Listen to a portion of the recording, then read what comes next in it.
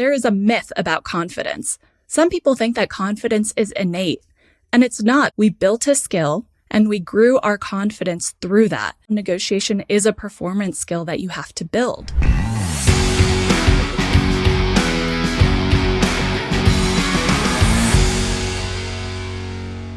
Welcome to the show. It's great to have you both here.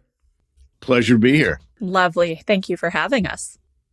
And Johnny and I were talking about this yesterday. We've had a number of negotiation guests on the show, and there's so many books on negotiation. What made you both team up to decide to write Never Settle? I had always seen negotiation as something to conquer and compete and almost vanquish. I was really passive growing up as a daughter of immigrants, and then I was bullied, so I established more of a shell around myself. And that helped me with one-time negotiations, but it didn't really help me long-term. And then fast forward a couple of decades, and I was in John's power and negotiation class at MIT, and he said something to me that changed my world. He said, "You will get more out of a negotiation if you care about what their interests are and build a better relationship." And for me, that opened up the entire world, just professionally and personally. And so I wanted there to be one place for all of us who have some version of that kid inside to have tangible exercises and ways to actually improve becoming better negotiators, and some fun examples from us that might resonate. For me, it's kind of family history involved. So when I was in law school, I was in Roger Fisher's negotiation class. He's the guy who wrote Getting the Yes. He's one of the sort of founding gurus of the field. And he had a real sense of mission about teaching negotiation, and that came out of his experience in World War II. He was in the 8th Air Force, and, those guys were slaughtered. He told me that he was in a quad of 4 freshman roommates, and they all went to the war, as everybody did, and he was the only one that came back. And one time I was in Memorial Chapel at a wedding of a mutual friend, and I see he's off to the side to this big granite wall of names. And I said, "Hey, what's going on?" And he said, I knew this guy. I knew this guy. I knew this guy. I never liked that guy. These guys were twins. And there were hundreds of people he knew that got killed. But it wasn't just what they suffered as a group. It was also what they did. The United States we didn't start that war, and we didn't do the worst things, but we did things. And one of the things that Roger was involved in was he was an amateur meteorologist before the war. So they made him a weatherman in the 8th Air Force. And they didn't have satellites then. So if you want to know if the weather's too rough to fly, you send the weather plane and see if it comes back. So it was a terribly dangerous job. And then after the war in Europe was over, he was flying over, doing the weather over Japan. And his boss told, they set the plane up. It was a B-29 with extra gasolines. They could fly farther and just a couple of bombs. And they would drop the bombs on anything they saw that looked like a target. And Roger said to his boss, "Hey, what if we, every time we drop bombs, the Japanese send fighters up to get us. And I don't like it when they're shooting at us. So what if we stop carrying bombs? Then they might not feel obligated to come try to shoot us down because they're short on gasoline." And his boss said, "That'll never work, but you want to try it, go ahead." And it worked. And they stopped coming up to shoot down the weather plane. And in fact, they stopped even pulling the air raid alert when the weather plane came over. And then when a single B-29 comes over Hiroshima, they think it's the weather plane. And they don't pull the alarm, and the school kids are out on the playground when the bomb goes off. And Roger just felt like, that wasn't his intention, but he was like, "My God, what have I been part of doing?" And so his mission in life was to, figure out better ideas for negotiation so that then world leaders would have an alternative to dropping bombs on each other, and we'd get more peaceful agreements. My dad was, his parents died when he was very young, but he had a 9-year older brother who basically raised him, my uncle, and he was also in the 8th Air Force, and he didn't come back. So when I heard this from Roger about this is our mission, is to improve negotiations so all these guys don't get killed, that really hit me. And after I got my student loans paid off, I quit my job as a lawyer in New York. I was doing federal securities fraud litigation. So if you sell crooked stocks, I get you off. And that was very well paid and very, and fun to do. My clients weren't wonderful guys, but neither were the people on the other side. But then, Roger called me up and said, hey, do you want to come back and work for me at Harvard as a research assistant? I thought, well, what do I want to spend my life doing? And so I went from making, really good money eating steaks at Peter Luger's to, back in the dorm, making $8.50 an hour eating ramen. But I was happy in my work. And then, but the thing that bothered me was we had wonderful ideas to teach people, fantastic negotiation strategies. But a lot of the students didn't change their behavior over the duration of the course. You'd have them for 3 months, you'd teach them all these ideas. And at the end, they act the exact same as they did before. For Attia, she heard the ideas and immediately started working them in. Most people aren't like that. But then I got a chance to go and I met this guy. You might have seen him because he's all over the internet, Chris Voss, retired FBI hostage negotiator. And he came up to Harvard to see what he could steal from us. And we ended up stealing so much more from him. And then he invited me to come with them, with his guys, retired FBI hostage negotiators for the Black Swan Group, to go to the Persian Gulf area and teach hostage negotiation to friendly governments. And oh man, it was the greatest week of my life, the first week we went, because I learned so much from them. But what I noticed is after a week, their students behaved totally differently. So they had some secret sauce that we didn't have about how to drive behavioral change. And I think what it was is they were super specific about the behavior they wanted to see. Instead of, hey, be really empathetic when you listen to somebody, they would say things like, make a lot of minimal encouragers, which are the little noises you make, when someone else is talking. So they'd be that specific about what the behavior is. And then they'd make you come up to the front of the room and do a fake negotiation. And they'd have a checklist and they wouldn't let you leave until you do all the things on the checklist. So it was super specific and then drill. And the thing about, the UAE government probably spent, I'm guessing, $250,000 per person of the students to bring these retired FBI guys over and teach them. And, our readers don't have somebody willing to spend that kind of money on them. And so what we wanted was to figure out a series of exercises that would be super specific about the behavior to do and that you can do in the wild, on your husband, your girlfriend, your kids, your mom, whoever it is that you're trying to influence, and practice all these skills. And then when you have a negotiation, it'll be natural to put them together. It's like if you spend a lot of time at the driving range, a lot of time at the putting green, that's going to make you a better golfer. And that's what we're after in this book. That's a real problem area for many of us, is not recognizing that it's skill building and that it's something that we have to practice. So many of us approach a negotiation, whether it's I got to buy a new car, or I got to ask for a raise, or I'm trying to get a good deal on a house. And that's the moment that we try to muster the right mindsets, the skill sets, and overcome our fear of rejection, which many of us are avoiding that no in every other scenario in our life. We see it in our coaching clients. And then, of course, when the stakes are really high, we can't muster the skills and the mindset piece together to get the result we're looking for. Most people fail negotiations not because of capability. They fail because they're afraid and they want to preserve the relationship. They don't want to be rejected, and maybe they feel like they'll seem greedy for even asking. And so when we actually walk into the conversation, we soften, or on the flip side, we get more aggressive and we feel like we just have to hammer it out on the table and it's me versus them. But we can mitigate that by, like you were saying, prep. How do we prepare beforehand in lower stakes environments where it doesn't matter if we fail? And that practice and that building that muscle memory is what makes the difference when the stakes are higher and it does matter.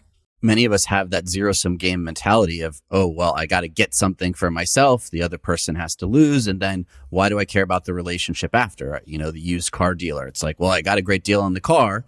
Yeah, but if you approach it as a relationship and something that you can manage over time, that could be great deals on cars for the rest of your life, recognizing the impact of being a great negotiator. And I've seen this myself in LA. So living in LA, renting, trying to find great places to live, we found a realtor pretty early on, and I would approach the negotiation of like, okay, well, what does the other side want from this? And yeah, I want a great deal on rent, but what can I give to allow the other person to feel good?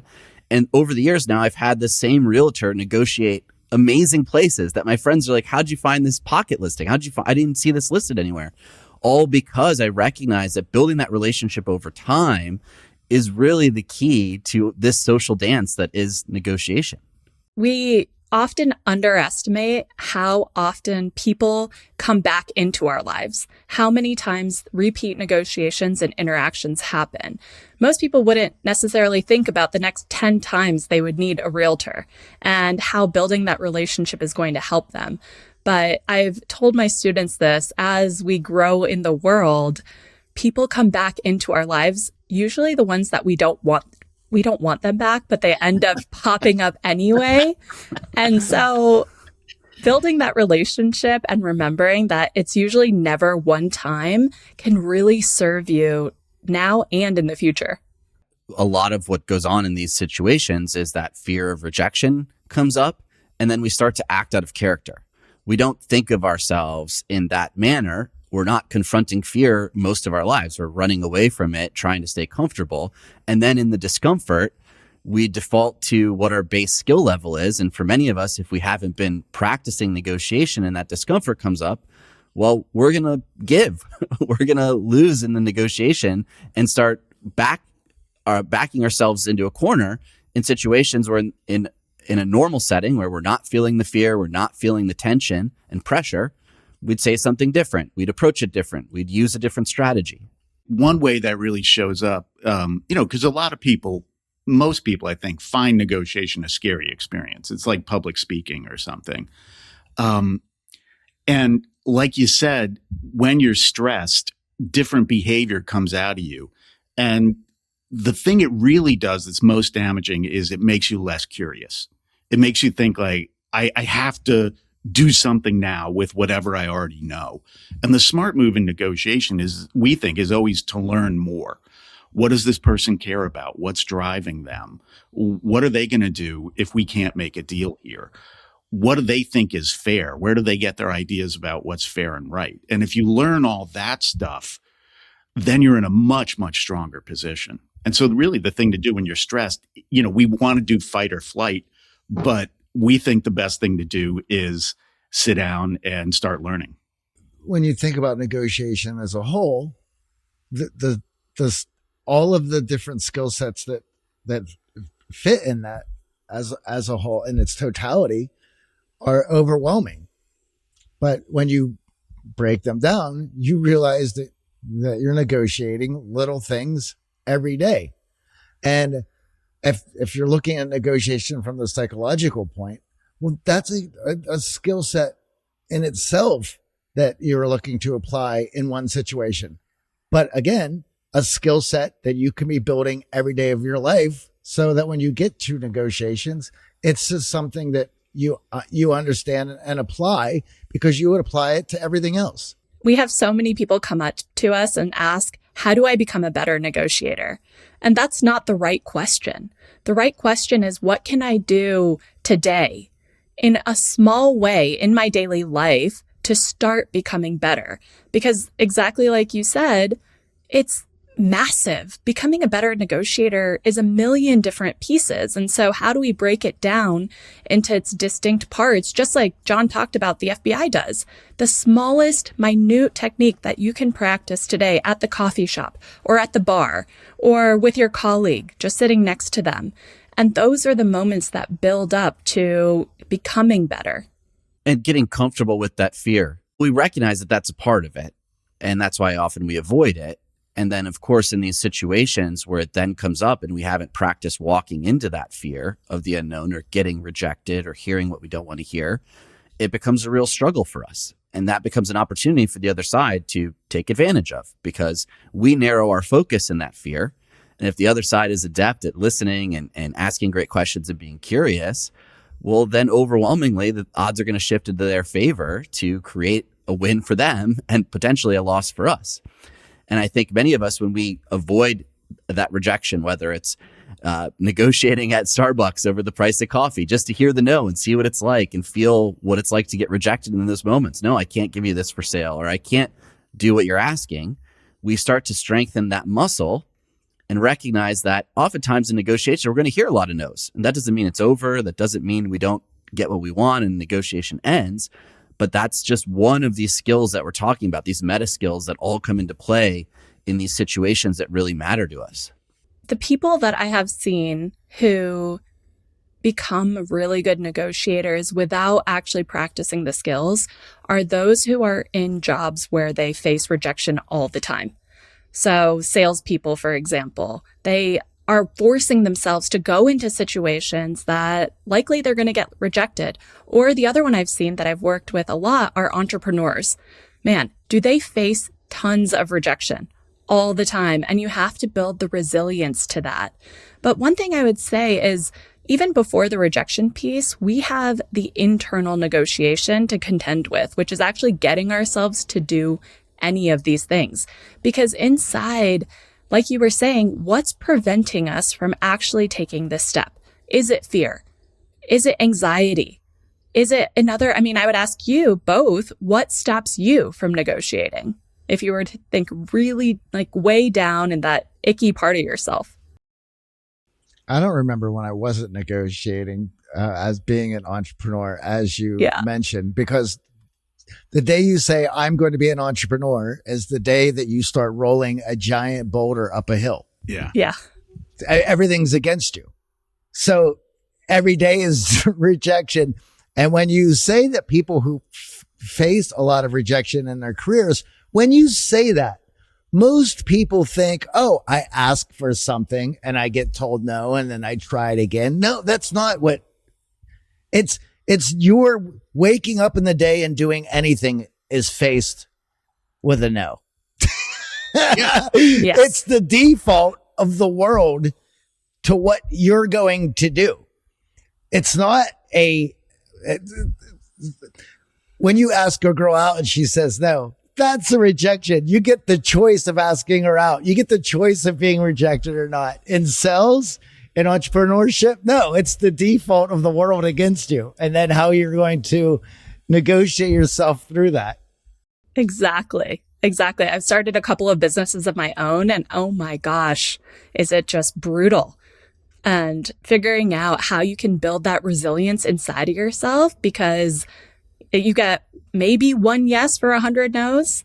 This is a skill, recognizing this before negotiation of what are people's values, how do they see the world, and what's important to them.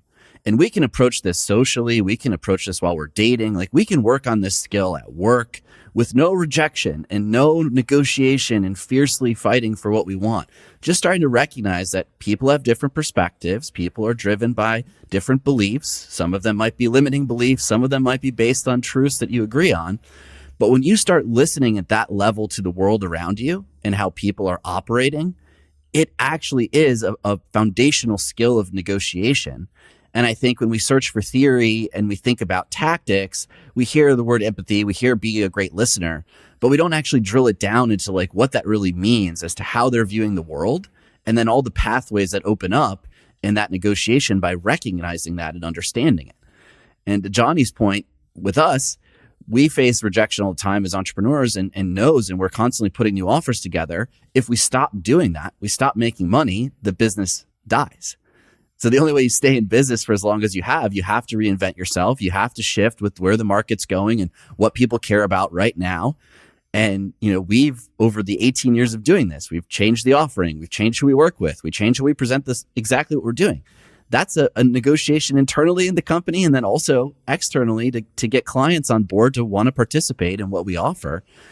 But it all comes down to that worldview and recognizing, okay, things are shifting. People's worldview around social skills now is shifting from dating to like, hey, I'm worried about my career. How do I actually make more money in this rise of AI?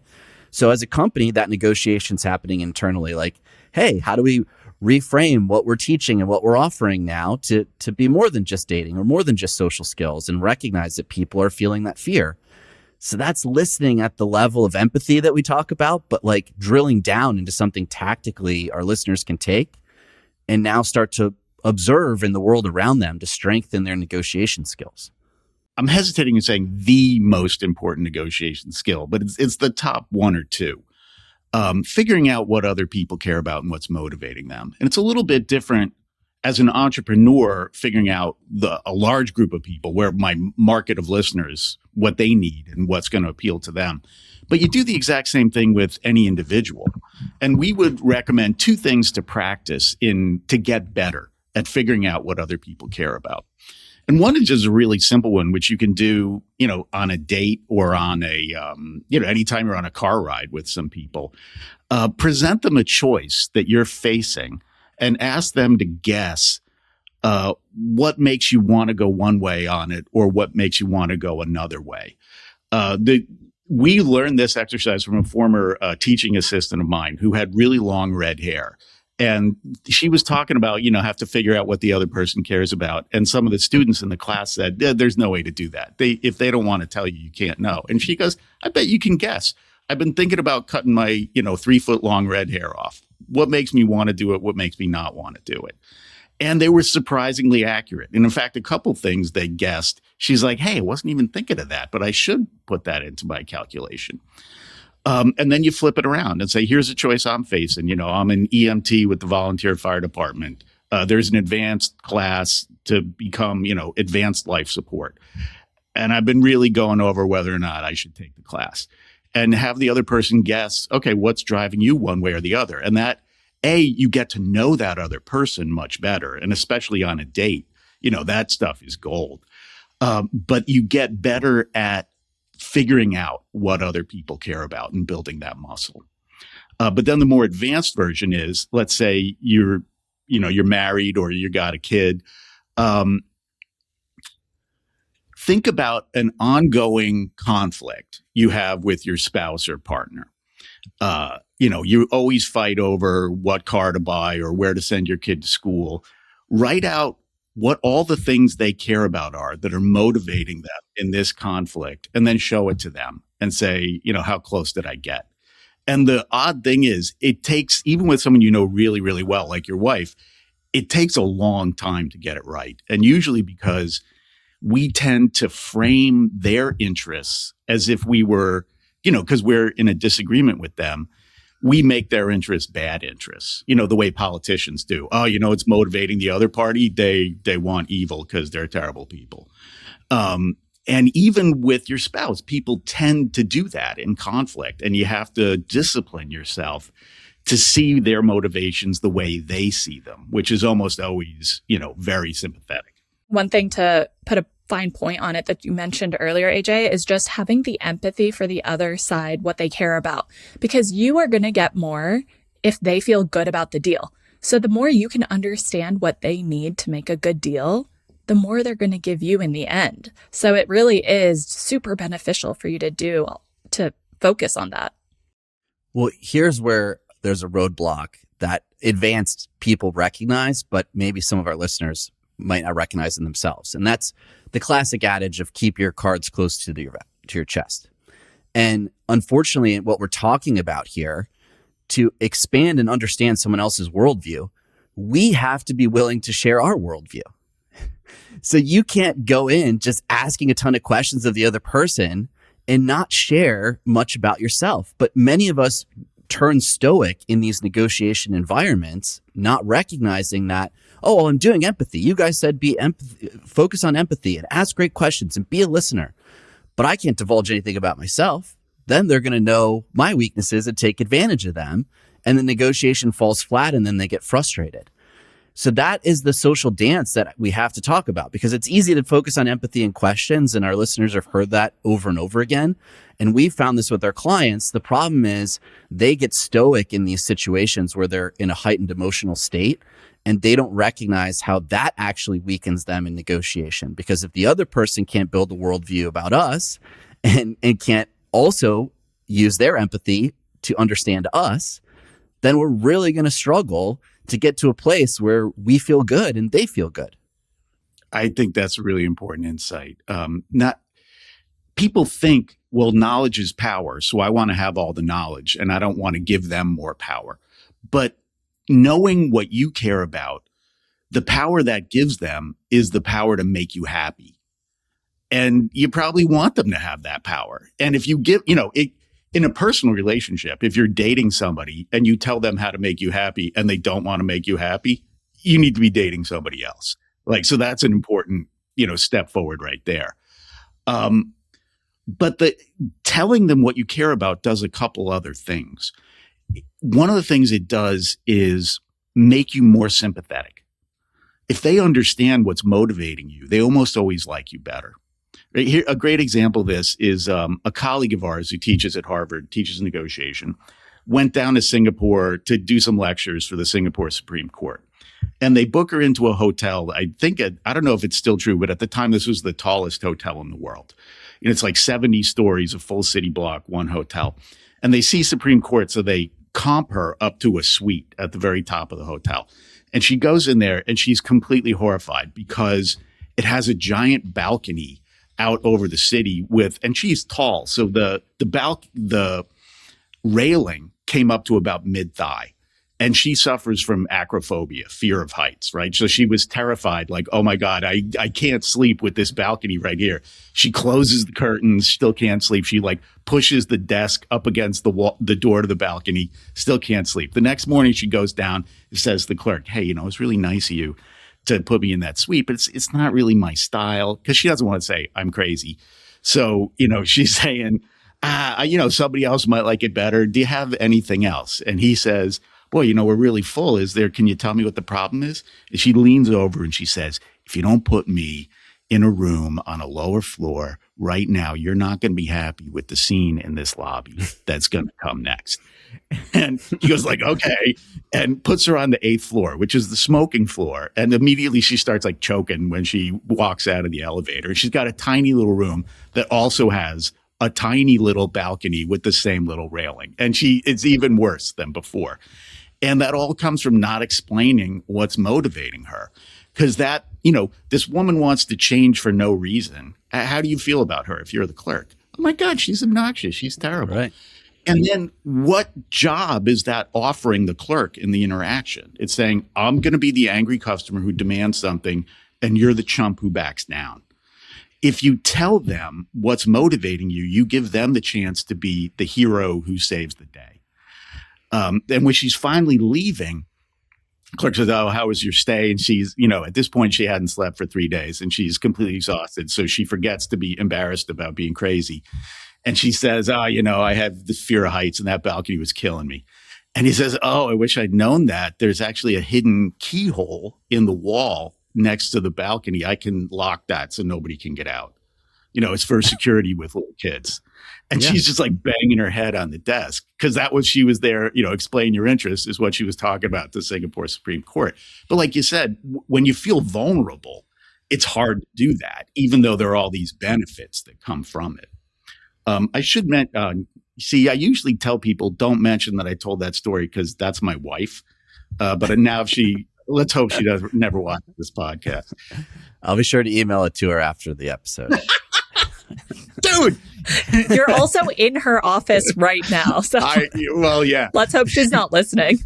I want to touch back upon the fear of sharing interests because I thought that was a really interesting point where what you can do if you do have that fear is you don't have to offer everything up at once either. You can take turns and start small. So start with information that isn't as valuable and see if they reciprocate. Because offering a piece of information, we talk about reciprocity a lot as offering something small to the other person to build the relationship. And information about yourself can be that as well. And so you can offer small pieces and get them to reciprocate with information. And then you start building a really good momentum and cadence where you're both sharing, trusting each other, and then you can get deeper into it. The nuance there is that many of us assume reciprocity happens exactly the way that we're doing it. And then when we don't meet that expectation, they get frustrated. So it's like, well, I gave you this piece of information. You guys said the law of reciprocity. They're not giving me this piece of information that I really need back. And that's not how reciprocity works. Both sides can be giving, but again, from their worldview. And I was talking to a friend of mine who practices family law, and I thought this was just like a great example of what happens in negotiation when we focus on fairness. So this family was talking about their will and how to split their possessions. And they had 2 kids, one kid wildly successful, super smart, earning a crazy amount of money. The other kid struggling a bit, trying to get on his feet. And the husband and wife couldn't agree on what fair was. So the husband's stake was, oh, the son who already has everything shouldn't get much. The son who doesn't have anything should get the inheritance. And the wife was like, no, fair is it gets split in half. And that's a worldview that comes up in negotiation where we want what's fair, but our definition of fair, just like our definition of reciprocity, differs quite a bit. So we hear these words in negotiation, we hear the strategy, we're like, oh yeah, we're just going for what's fair. For some of us, fairness might be about the best price. For some of us, fairness might be splitting things equally based on what we view the world as important to us. And this comes into play in these tense situations where we don't recognize it because we're operating from, well, this is my definition of fair. This is my definition of reciprocity. This is how I'm vulnerable. This is how I share. This is how I split things. One thing about reciprocity is it's a tremendously powerful tool. This comes up a lot in hostage negotiation. If let's say, AJ, you rob a bank, but you weren't planning on taking hostages, but the cops show up. And so now you're stuck in there and, you point your gun at the customers and say, hey, give me a getaway car and more money or I'm going to start shooting. What they used to do is just say, hey, you got 10 minutes to surrender and then we're coming in. And there's about 50-50 of someone getting shot that day. Now it's better than 95% peaceful surrender.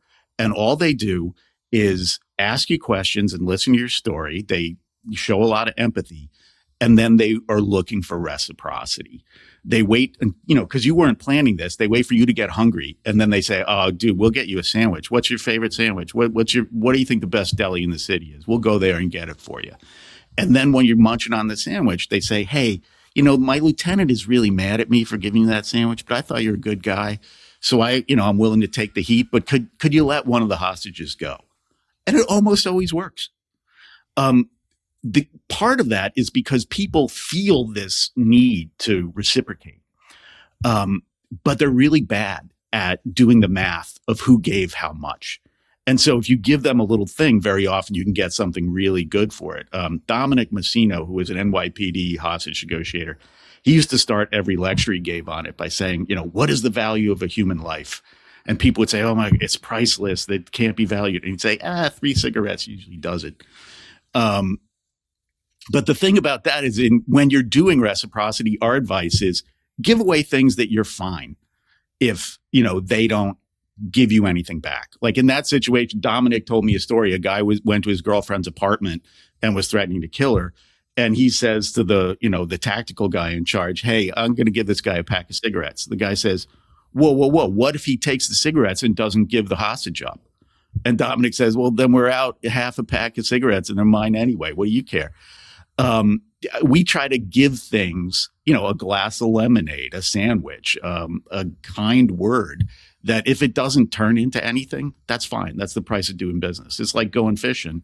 A fish took your worm and you didn't catch it. That's fine.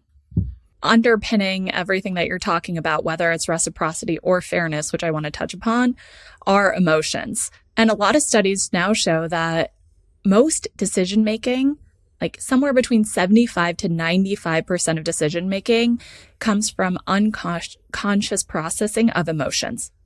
So it's deeply rooted in our behavior and the other person's behavior. And sometimes we can recognize it in our own behavior, but we have a harder time thinking about it from their perspective. And you're right that fairness is different for all of us, the way we perceive it. And it's somewhat hardwired within us. There was a woman, Sarah Brosnan, who did a study to try to figure out, is this nature or nurture? And so she had two capuchin monkeys that she ran a study on, and she started giving one a task. They both had the same task, to take a rock and give it back to her. And she gave the monkeys a cucumber, and one they did the task correctly. They kept doing it, and then she switched to give one monkey grapes instead of cucumbers. And monkeys like cucumbers, but they love grapes. And when the first monkey didn't get a grape and got a cucumber instead, he freaked out. He started rattling the cage, stomping his foot. And you know what he did? He took that cucumber, looked her directly in the eye, and threw it at her. And so that's we all have some version of that inside of us when we feel like we are being treated unfairly. And that definition changes. And so we have to figure out how we calm our own monkey inside, but also recognize when that's happening to them. One of those areas where fairness comes up is this idea of giving. So many of us might feel, listening to the show, that giving is for suckers. Like, I'm giving stuff away here in this negotiation. I came in because of what I wanted. And now I'm giving away my lunch. I'm giving away cigarettes. Where's this going to stop? Or I'm now being taken advantage of. And I think that comes up, especially in these tense negotiations now, where it's like, well, I don't want to give anything, even though I heard on the podcast, hey, giving leads to reciprocity, and I might be able to get something even better by strategically giving. So how do we strategically give if our default is giving is for suckers? Giving little things that help the relationship is fine. Give them a cup of coffee, give them a sandwich. Hey, if they take it and, selfishly consume it and don't give you anything, okay, fine. But don't give them important things unless it's mutual. Don't say, hey, I'll give you 10% off the price of the apartment unless they're willing to give you something in exchange. So I would divide between things that are your choice to give that don't really matter versus things that are important to you. But going back to what you said about fairness, you want to talk about what's fair and right. People all have very strong ideas about fairness. They hate being treated unfairly.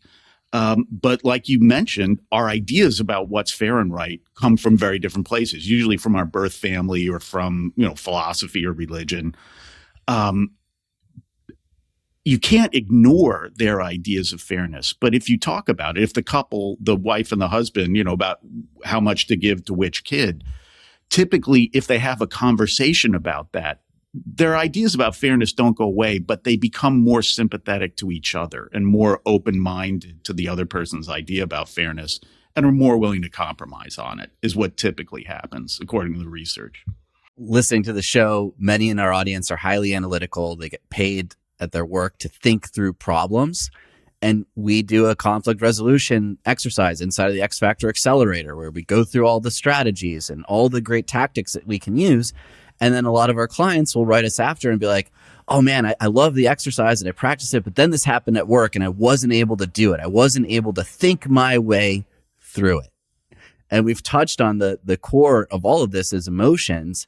And we're not often recognizing that if we set up great emotions in ourselves, we'll make the other person start feeling those great emotions, and we can start working towards a solution that works for everybody. But if our emotions coming in aren't being managed very well, we're going to really struggle to help the other person manage their emotions, and we're never going to be able to think our way through the problem or think our way through the negotiation. Before our negotiation, I get very amped up. I think that my stress levels just shoot through the roof. And I've done this a lot at this point. And so I have to figure out how to manage that internal negotiation with myself before walking into the room. And so first, what are the emotions I'm feeling, right? I'm afraid of the outcome. I'm afraid of that thing being taken away, or I'm afraid of damaging the relationship. And so labeling each emotion as discreetly as possible is a great first step, because as soon as you can acknowledge them and recognize them, you can start processing them. And then from there, I have to do something physical. I actually have a Peloton upstairs, and I have to do a really hard Peloton ride to burn away those stress hormones and calm my emotional system, but I also have to calm my physical system. But then when we're in the moment, we'll probably still get a spike. And one of the things that I always recommend, actually two things. First, breathe. And the way that I like to talk about it is you breathe in, hold it, and then you breathe out more slowly than you breathe in. Because if your body thinks it's under attack, which often it does when it's stressed, if you breathe out more slowly, it forces your brain to recognize that you're not under attack, because if you were, you wouldn't be able to breathe out more slowly. And then second, ask for a break if you feel like it's spinning out of control. Say, hey, let's take a quick 5 minutes bio break, right? Or go step outside, take a walk around the block, do some breathing, because then that'll help you reset and do quick little exercises in that 5 minutes so that you can walk back in having managed those feelings within yourself. And that management of feelings for many in our audience is managing the fear of failure. Yeah.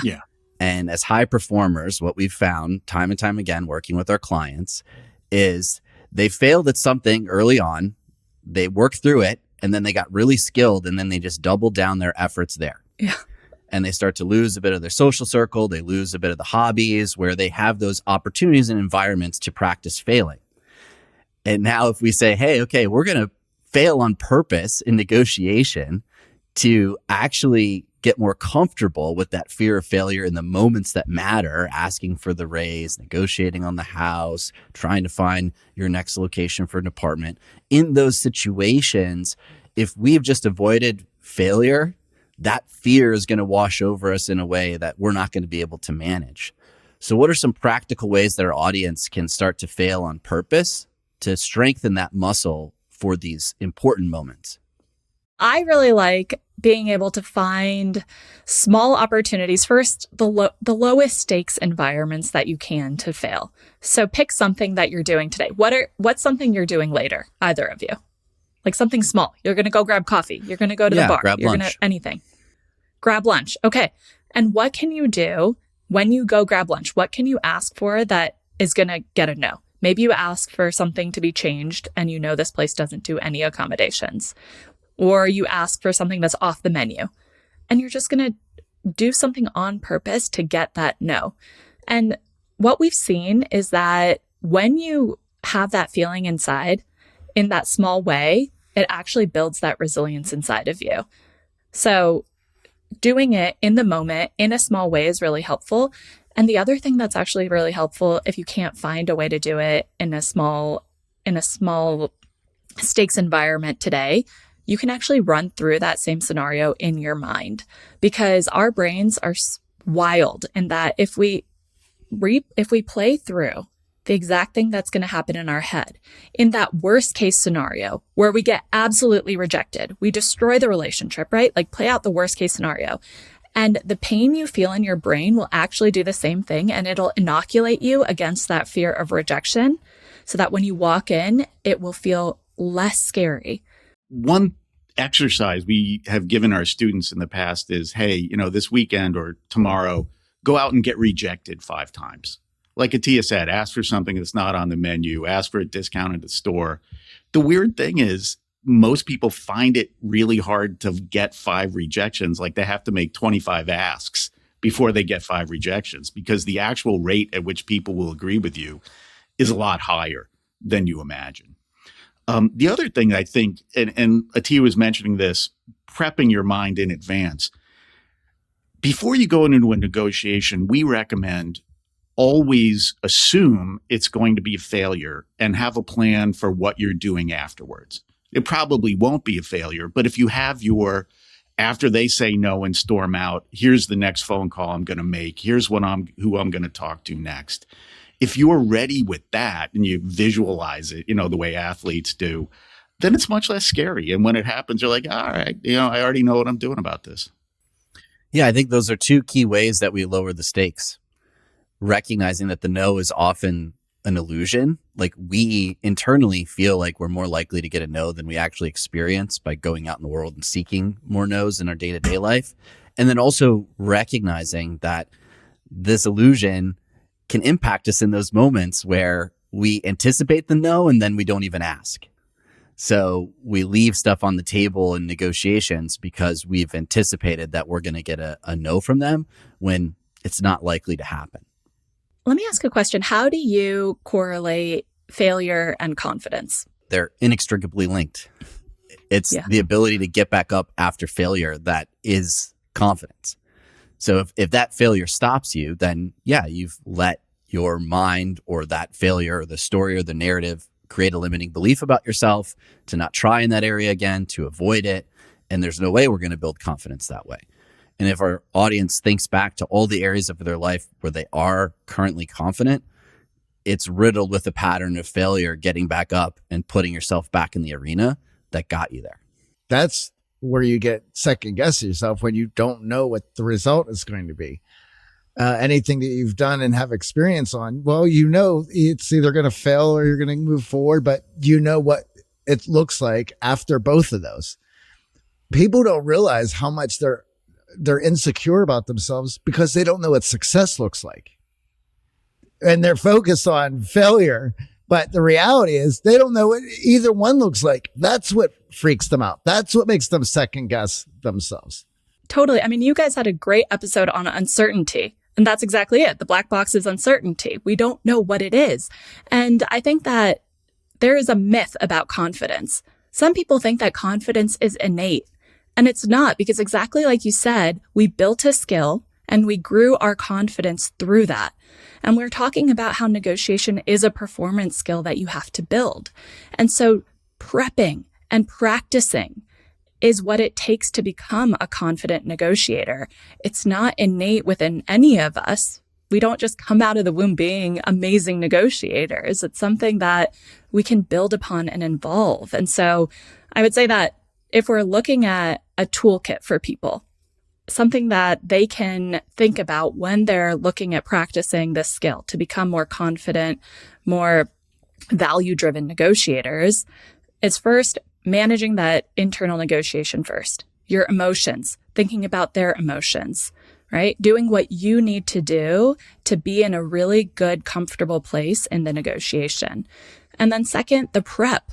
How are you prepping for that negotiation? What are you doing to gather data about it? What are you doing to get rejected? What are you doing to build the relationship? All of those pieces are going to be key in helping with that success. And then the third part is, even if you do get a no, we always think that a no is a not yet, or almost always in a negotiation, a no is a not yet. There's something else there. And so staying warm and curious and asking, like you guys said, how do we need to pivot given what changes we see? What pivot do you need to make? What questions can you ask that might change the dynamic and make that no into a yes? I know a lot of our audience members play video games. And the way I think about the no is when you start a video game, the map is completely black and you're exploring around and you get the no and it becomes the boundary of that map, but you don't quit the video game. Then you start exploring the other dark areas to figure out, okay, well, where are the other boundaries? And if we start to treat no like boundaries in negotiation, it actually opens up more of a world map for other things that we didn't realize could actually be on the table, could really benefit us. So we can't really narrow our focus just around what it is that we want if we're bringing that curiosity and empathy and recognizing that the no moves us in a different direction, creates new pathways to negotiate on. It's a better mindset to take in to the negotiation. And I thought the book had some great frameworks. I know we touched on reciprocity, but I'd love to drill down a little bit more into the sandwich and give our audience some practical things here to wrap the show. I had an amazing, but also very stressful experience when it came to giving a sandwich, where when I moved into my dream home, then I found out neighbor just came striding up to us and started lecturing us on how we were on his property because we had an easement, which meant our driveway went over his property, but it was still our driveway. And from there, the relationship just soured over time. And it became to the point where we couldn't stand looking at each other and we would speed down the driveway to avoid him at all costs. And I was complaining to my mom about it. And my mom was like, stop it. Use your own learnings. Go take him a cold glass of lemonade. It's a hot day out. And I was like, I would never take my enemy a cold glass of lemonade. Like, we are mortal enemies and this relationship is never going to change. And then after a little while, I realized that that's really the antithesis of what I teach. So I did go take him a glass of lemonade and the dynamic of our relationship completely changed. And so even in the worst relationships, even in the ones that are so entrenched over months and years of bad blood, those relationships can change just by offering something small and kind and thoughtful without any expectation of something in return. So one thing that you can do today is just take something that is small and kind and thoughtful and give it to someone, right? Take a cup of coffee, but even better, take their favorite coffee to your colleague and just give it to them and say, hey, I thought you might like this today, and see what happens. And what's interesting is that they will be so happy, but they will also probably try to repay that little gesture that you gave them because they'll feel very uncomfortable with the imbalance. I love that because so many of us have those colleagues, those friends in our life that, we have let our own internal narratives keep from giving, reaching out to, touching with some small gift that could actually meaningfully change the direction of that relationship, even outside of negotiation. So this is just such a great skill set to bring into your life, and recognizing that these small favors, helping people out, thinking of them, caring about them, matter outside of negotiation just as much as they matter inside. Build the habit of doing that just with everyone in your life. What it's doing is it's building that relationship foundation over time in a way that if you do have an ask in 6 months or a year, that those credits that you put into the relationship are going to reap so much reward for you. And you'll be amazed at how much more you will get when you do have an ask because you over time built that social capital with them. Yeah, unfortunately, that can sound transactional to some of our audience members, and thinking about this quid pro quo, like, okay, great. Now I know exactly what I got to do. I know I'm going to be negotiating a salary next month, so I'm going to buy my boss lunch. When the rest of the year, I haven't invested in that relationship at all. I probably haven't touched base. I've been avoiding him because I just had my head down, or I'm an introvert and I don't really like talking to them. And I'm going to treat them to this big fancy lunch. And then I'm going to ask them, can I get a raise? And it falls flat. And we don't recognize that it's the habit. And it's building this throughout our life, not just in the key moments with the people that we're going to try to get something from or ask of. But when we build the muscle of being a giver over time, the return is far greater. But if we think about it in the key moments, we can think about it transactionally, and it can damage the trust in that negotiation. Yeah, if they think you're manipulating them. I love that you brought up that point because people ask me all the time, especially when I'm, with my husband, like, aren't you just manipulating people all the time? What is the difference between influence and manipulation? And I think it's the difference is your intention. Is it something that you're trying to do to very authentically improve the relationship without expecting something in return? Or are you trying to change their behavior in a way that may not be great for them? And if they found out what you were doing, would they be mad or irritated or frustrated? Or would they say, hey, actually, this is something that is beneficial for both of us? And so I think that I love that you brought up that distinction because people can always tell if we're doing something authentically or if it's disingenuous. And so the habit and building it and doing it from a place of authenticity without an expectation is really important. In one sense, yeah, a lot of the stuff we're talking about, you could call manipulation, but is manipulation necessarily a bad thing? Like your mom tells you, hey, write grandma a thank you note, and that way you keep getting presents. You're like, yeah, that's manipulative. But on the other hand, grandma loves that thank you note. So she's happy with that transaction.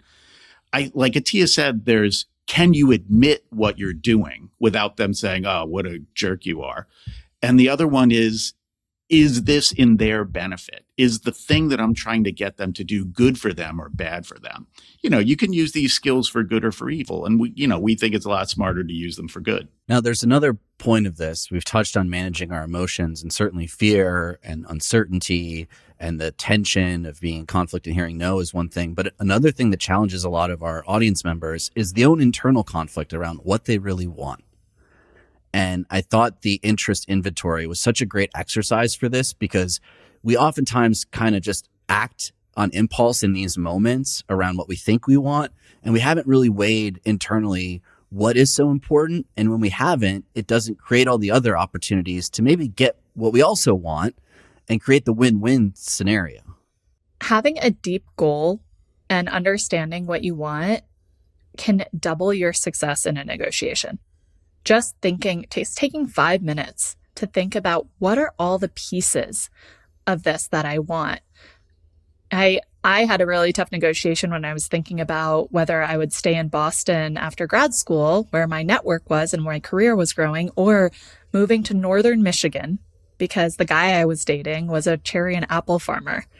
And it was really just messing up my mind. I could not figure out what to do, because I had totally failed in love throughout all of my 20s, like a decade of failure. And then also I had found this career that I loved in Boston. And so John coached me through this and said, hey, you need to list out what it is you care about, and then rank that list, and then give yourself 100 points and see where the points fall. And then I talked to my sister about the list. And she was like, well, you're not even thinking about your emotions. You're making this totally rationally, but you have a lot of emotional interests too. And going through that process really helped me. Going through the creation of the list, ranking it, assigning points, talking to someone I care about who helps me think through it further, and then also making sure I was thinking about the emotional interests really helped me define what it is that I truly wanted. And that deeper why. Yeah. I think it's so key, because many of us, and this comes up a lot around salary negotiations, we anchor on the number, and sometimes it's because of what other people are earning and we're comparing ourselves, or what we think we have to tell our parents so that they feel that the investment they made in our education is worth it. But we haven't actually weighed what that greater salary means and why it's important to us in particular, not other people and how we map our world to them, but to us. And sometimes it's actually, the salary is a little less important than having more free time, or the ability to travel, or maybe stay home and work from home on Fridays. But if we anchor on the number that other people tell us and what our parents are whispering about or what they seem to care about, and not do that deeper why exercise of like, why does this matter? Like, what's the score here on this inventory for me? It creates situations where we're not only going to be disappointed if we don't get that, but then we're not even going to know how to unpack the disappointment in a meaningful way. And we've had so many clients come back and say, well, I didn't get the number that I shot for, but I actually got more time to travel, and I got time to be with my kids. And now I actually created boundaries that I'm not answering emails on the weekends, because I recognized that there was a lot of things on my interest inventory that I was able to work through and put on the table in that negotiation. Our attention goes to the money because numbers are easy to measure. Whereas, well, how do I feel about having more time in nature is a lot squishier. It can be just as important. But I think, like Attia mentioned, talking about this with other people really helps. They can often add things to your list that you should care about, even if you don't realize it. Like when Attia asked me about this, I thought, boy, if you move to Northern Michigan, you're going to have a lot of free time, and that'll let you work on a book that I'm thinking about doing. And, and then, you say, oh, okay, that's an interesting thing to add to the calculation. We oftentimes have those blind spots and not even recognizing them, and having these conversations with the people that know us best, the people that might be impacted around this negotiation and decision, can bring that perspective taking that we need to find a better scenario. Now, there are times in a situation where it does feel like a battle of wills. And there's one more framework that I'd love to touch on that can alleviate that pressure for our audience, and especially those analytical types who love bringing in outside experts and having someone else be the bad guy. Maybe they don't want to be the bad guy in the negotiation. How do we do that? I think this goes back to the thing we were talking about earlier about fairness.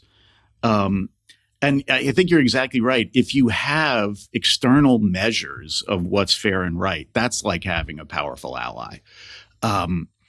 If you're trying to buy a used car, like you're crazy to not know what the Kelly's Blue Book price is, because you can say, hey, Kelly's is saying this. Like, what's your argument against Kelly's? So instead of me and you fighting, it's you're fighting against everybody else who's represented in the Blue Book.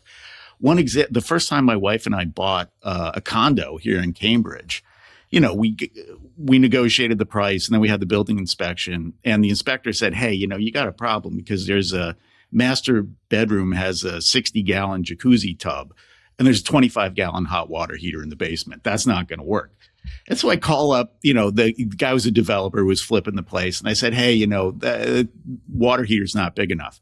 And he goes, I've been building houses for 30 years, and this is the first time I'd ever tried to buy real estate. I had no idea what I was talking about. And, and he's way older than me and way more experienced. And he says, that tank is fine. You'll be fine with that. And I didn't know what to say. And I'm not going to, win a pissing contest with this guy. So I said, does the tub manufacturer have a recommendation on the size of the water heater? And he says, okay, I'll have a new one in Saturday. Because, he's fine about having a fight with me, but him going up against the company that manufactured the tub, like that, he feels a little bit silly about that. Oftentimes, these are invisible to us. And if we can think through bringing in these to the negotiation, they strengthen our situation. Sometimes it's a salary band that's already been posted in public that can create that same dynamic, that ally in an intense salary negotiation. Completely. You're crazy to ask for a raise without going on Glassdoor and find out what other people are making in your job. We call it objective criteria or external benchmarks or standards that you can go find. I mean, LLMs make this even easier because it'll scrape the entire internet to give you all of the data out there on the exact thing that you're going to negotiate, and use that because that becomes your ally. It becomes, we call it, either a sword or a shield in a negotiation. You can use it to anchor in a negotiation at the spot that's most beneficial to you. Or if they anchor somewhere, you can use it as a shield to combat that number. So you don't have to feel like you're in a position to fight over a contest of wills, like you were saying, but bring that data with you. It is so powerful. And it's that pressure release valve, right? Because it's like now the builder is thinking, oh, I got to look up the manual, and like, oh, it's a totally different emotion to go to the manufacturer website and figure out what the actual numbers are versus when you're locked in and he's like, I've been doing this for longer. Who's this guy to tell me how to build a house? Changes it completely. Well, thank you both for joining us today. I really enjoyed this conversation and so many great examples and frameworks we could use at the end. Where can our audience find out more about the book and the work you do? We actually have a quick do's and don'ts for your audience on my website, attiacreshi.com/art of charm. So your audience can go there to get some really specific do's and don'ts as a framework for them in their future negotiations. Love that. Thank you so much for putting that together for our audience. Yeah. Thank you both. Thanks, AJ. Those were really fun. Thank you.